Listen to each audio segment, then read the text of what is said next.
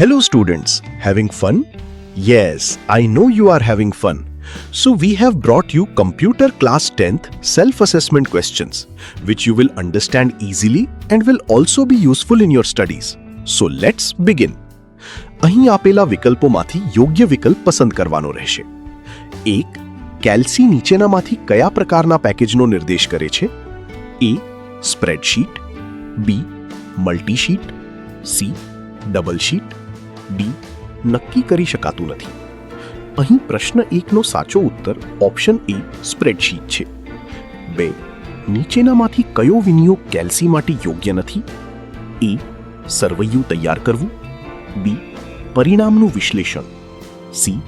કોઈ ઉત્પાદન વિશે માહિતી રજૂ કરવી, D. આપેલા તમામ. જેનો સાચો ઉત્તર છે ઓપ્શન C કોઈ ઉત્પાદન વિશે માહિતી રજૂ કરવી. હવે પ્રશ્ન 3. કેલ્સીમાં બનાવેલી વર્કશીટનું અનુલંબન નીચેનામાંથી શું હોય છે? A. ODS, B. .odd, C. XLS, D. OBJ. તો બાળકો, કેલ્સીમાં બનાવેલી વર્કશીટનું અનુલંબન ODS છે, એટલે કે ઓપ્શન E સાચો વિકલ્પ છે. The next question is, કેલ્સીના કોઈ સેલમાં જો equal to star Calc team દાખલ કરવામાં આવે તો નીચેનામાંથી શું વર્કશીટમાં જોવા મળશે? A. તારાઓ, B. કેલ્સી બનાવનાર ટુકડીની તસવીર, C. કેલ્સી પરવાના લાયસન્સ માહિતી, D. કેલ્સી આવૃત્તિ માહિતી. Here is the correct answer is option B. કેલ્સી બનાવનાર ટુકડીની તસવીર. Now the fifth one is, કેલ્સી દસ્તાવેજની વર્કશીટમાં કોઈ વ્યક્તિએ દાખલ કરેલી કિંમતોના સરવાળાની ગણતરી કેવી રીતે કરી શકે? A. જાતે ગણતરી કરીને, B.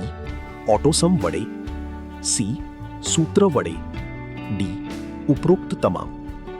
અહીં પ્રશ્ન 5નો સાચો ઉત્તર ઓપ્શન D ઉપરોક્ત તમામ છે, એટલે કે ઓપ્શન A જાતે ગણતરી કરીને, ઓપ્શન B ઓટોસમ વડે, ઓપ્શન C સૂત્ર વડે બધા જ સાચા હોવાથી ઓપ્શન D સાચો જવાબ છે. 6.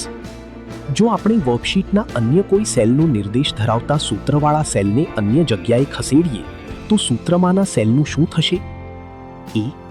ગંતવ્ય પર સેલની રો આડી હરોળ અને કોલમ ઊભી હરોળ બદલાઈ જશે. B. ગંતવ્ય પર સેલના રો નંબર બદલાઈ જશે. C. ગંતવ્ય પર સેલના કોલમ નંબર બદલાઈ જશે. D. કશું બદલાશે નહીં. અહીં આ છેલ્લા પ્રશ્નનો સાચો ઉત્તર ઓપ્શન D કશું બદલાશે નહીં. If you like this video of ours, please do subscribe to our channel. And if you need any other information, please do let us know in the comments.